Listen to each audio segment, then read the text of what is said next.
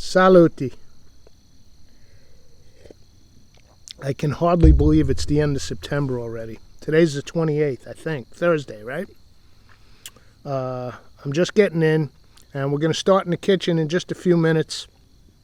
But I wanted to catch these last few moments of daylight out here. It's absolutely beautiful. One of those early fall evenings. Summer just ended last week. You can hear the birds. Some crickets. Every now and then there's a dog barking and this. I just love this time of the year.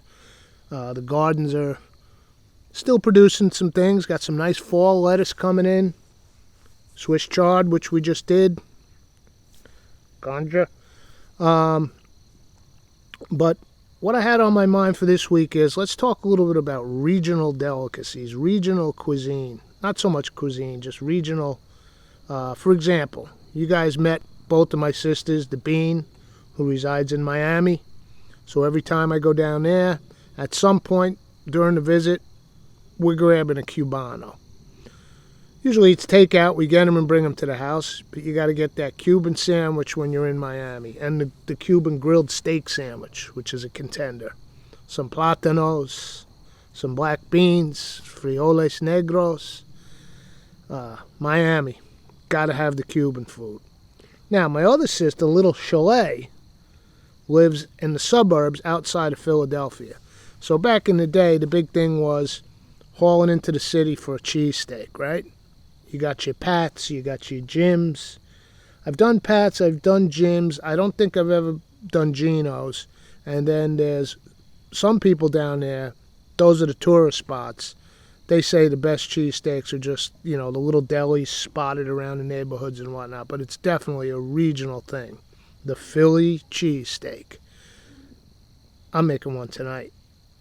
Why drive 4 hours to Philly when I'm about 8 steps from the kitchen? Now, is mine going to be a contender for Jim's, Pat's?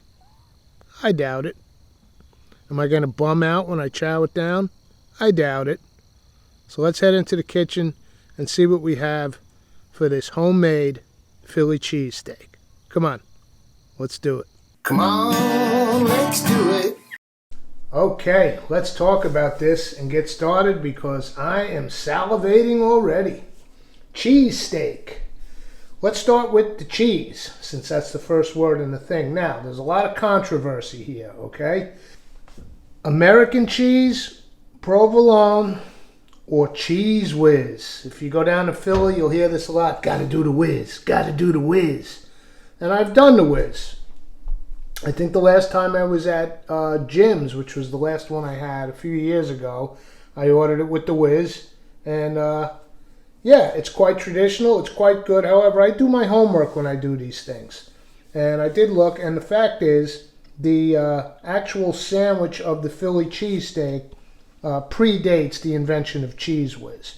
And I almost bought a jar of it tonight, but I read the ingredients and I said, I don't want a whole jar sitting in my house after making one sandwich with a tablespoon or two of whiz on it. But the original sandwich probably came from the Italian neighborhoods down there in Philly, so the original one was provolone. I happen to like American, but what we're going to do tonight is we're going to do half provolone and half American, and I'll do a little taste test. Now, as far as the steak, we took care of the cheese. It's a cheese steak. There's really only one way to go, ribeye. Okay, I got this nice ribeye. Look at the fat marbling in that. Now, of course, I don't need this whole thing, so the nice thing is I'm going to cut this in half and freeze half of it. And I'm cutting it this way, not this way, because I want some of that fat, but not all of it. So I'm going to cut this in half this way. I can wrap this up. That'll be beautiful on the grill. Or maybe I'll make another cheesesteak down the line. Who knows? But we'll use this half tonight. This is about a pound. So I don't need that much meat. Now, here's the trick. You want to slice across the grain. If I look here, I can see the grain running like so. So I'm going to slice thusly. However, I've got some prep to do here onion, pepper. We'll talk about that in a minute. But I'm going to put this in the freezer for 15-20 minutes so I can slice it thin, thin, thin. So off camera, I'll put this in the freezer. I'll wrap this up, and then we'll come back and talk about the bread and the veg. Let me get these wrapped. Okay, wrap these in a little cling wrap. This one, I'll put in this airtight. That goes away for a rainy day. This one's going in for 20 minutes, and then we'll start slicing her up. All right, we talked the cheese, we talked the steak. Let's get this bread over here. And again, there's really only one way to go, and that's with a true hoagie roll.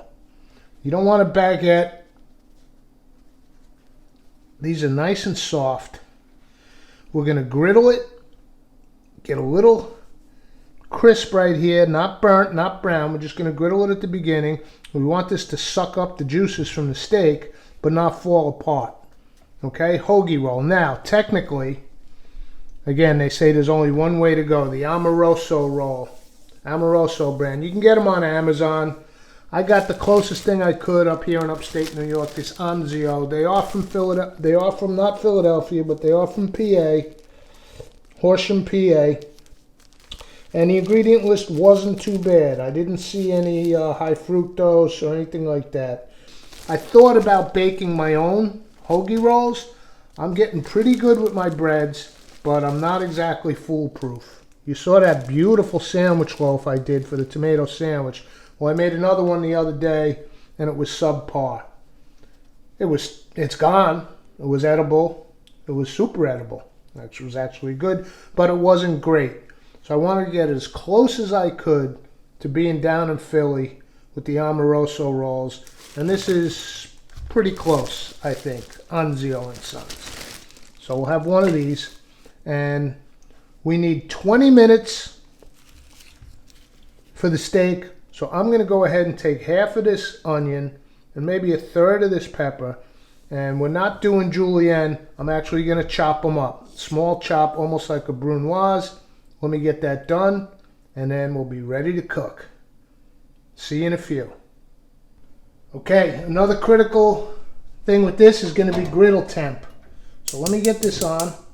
We're going to want this flat griddle at about 418 to 425. Crucial tool. I'm going to use my old bread scraper. And, of course, gotta thank the man, the myth, the nephew, always, for my Inkbird Plus 122.5. So we're gonna come up to about 4 1/4 here. We'll get our veg on. We'll do a little toast on the roll, and the steak has been in, I don't know, 15 minutes. So let's get that sliced up while this comes up to temp. You do not want to freeze your meat. That's why I said 15-20, just gives it a little firming up. You don't want to form ice crystals. And now let's see, our grain.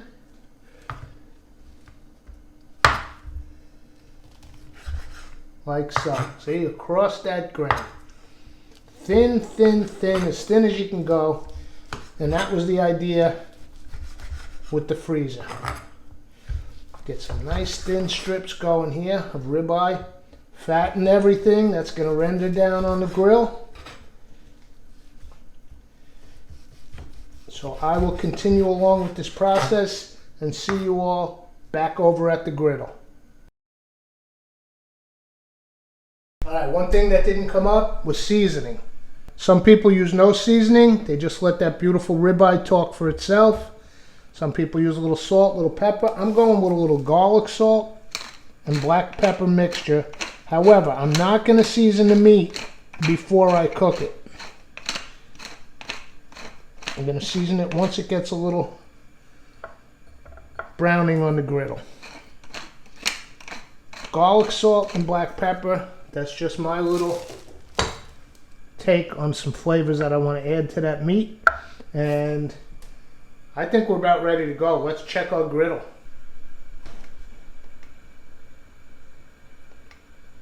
448. I'm going to bring this back a little. That's a little hot. There we go. I guess it depends where on the grill you are.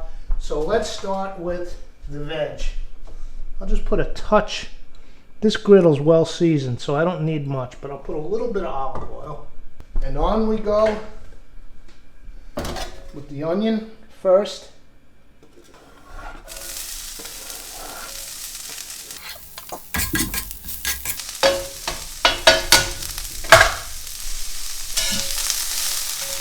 We want to let these get soft. We don't want them too brown. So just give those a second. And let's go with the green pepper.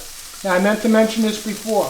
As I said with the seasoning, some people don't want veg. Some just want onion. Some want onion and mushroom. This is my preference. A little onion and sweet green bell pepper. When you go down to Philly, you can order any way you want. This is what I like. And you know what? I mixed up my seasoning. Let me put just a tiny pinch in the veg. I don't think it's going to hurt.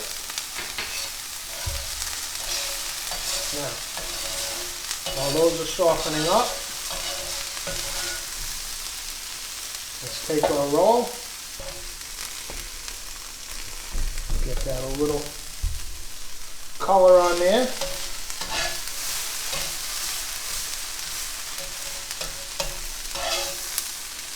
Let's bring these forward. A little bit off the heat. And here we go. Ribeye, baby.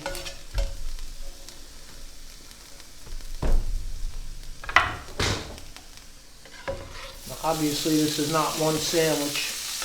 Tomorrow's Friday at the workplace. Guess what I'm having for lunch tomorrow.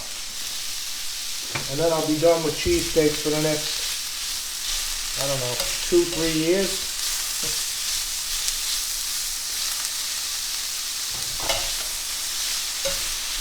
So now, I'm going to start chopping away.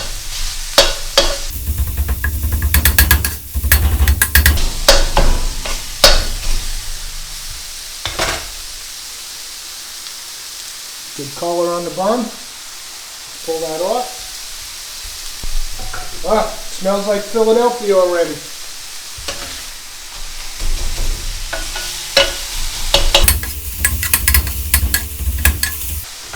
Okay, now we're starting to get a little brown on there, so let's go in with a little bit of our seasoning. The garlic, salt, and black pepper. Not too much. This is a beautiful ribeye. I want to let it speak for itself.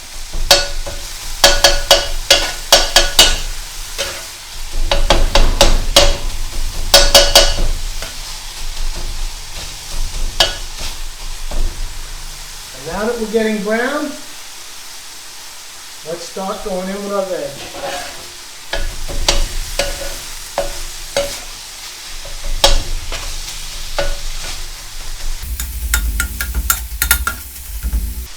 It's getting cooked, so what I'm going to do is I'm going to take half of this off for tomorrow's lunch. So I could always nuke that, which will finish up the cooking of the beef.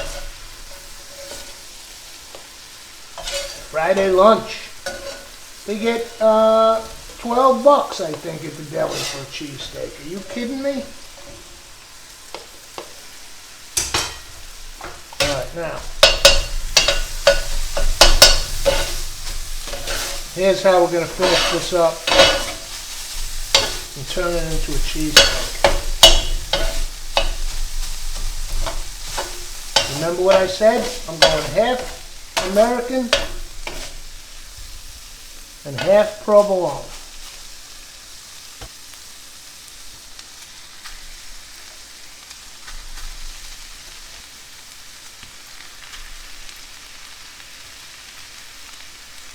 Don't need that whole slice. There we go, half and half. Now here's the trick. Cover that and let that steam and that cheese melt. All right, you guys ready for a peek? Let's take a look.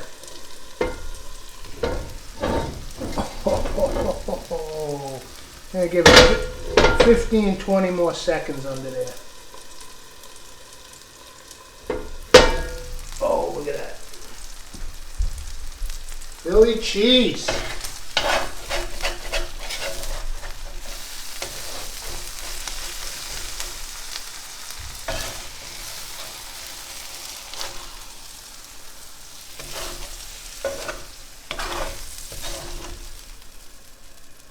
Oh, baby.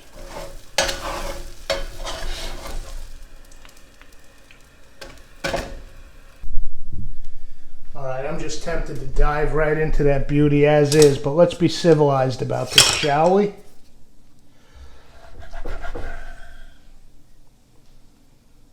Have her up. Let's get a plate.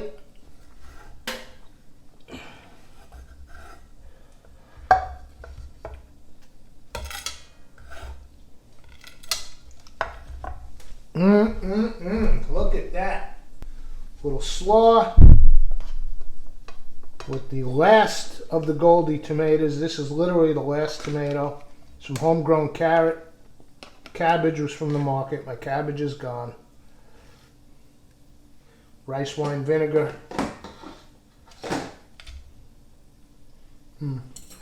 Goodbye, Goldie.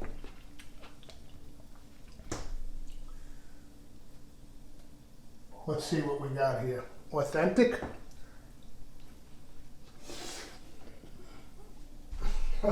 Oh man, it's almost not fair. As I said, it's not rocket science. It's a simple sandwich in conception.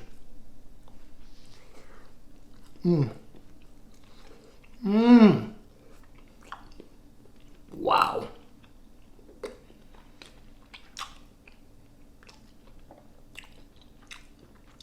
Wow. Told you at the outset of the show, I've been to Pat's, I've been to Jim's. This is slamming, yo. Simple sandwich. It's like playing guitar. Very simple to learn. Very difficult to master. This is worth attempting to master. We'll see you for the next episode. Hello, Philly. Come on, let's do it. All right, you guys. Epilogue. I have a confession to make. Please don't judge too harshly. There's no lunch tomorrow.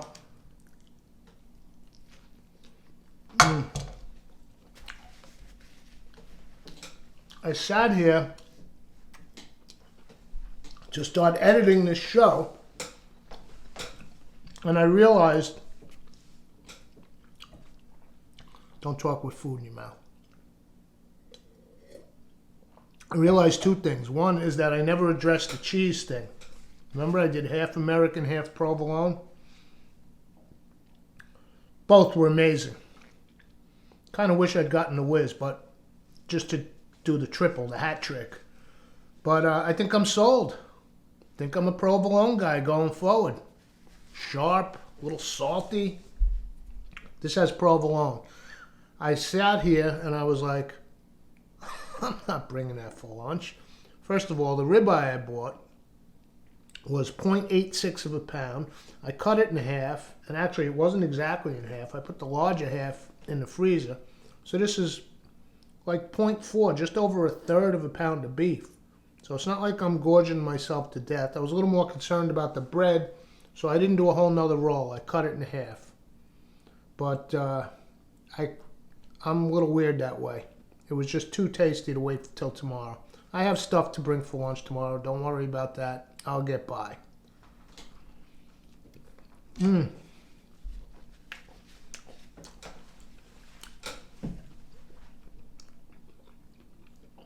There's a reason it's one of the greatest sandwiches. I mean, people flip out over them. Simple, simple. I've made them in the past with top round, sirloin, ribeye or nothing. and it's not a cheap cut of meat. This ribeye was, I think, 18 bucks a pound, nicely marbled. Just a killer sandwich. So I'm gorging tonight. I'll deal with something for lunch tomorrow.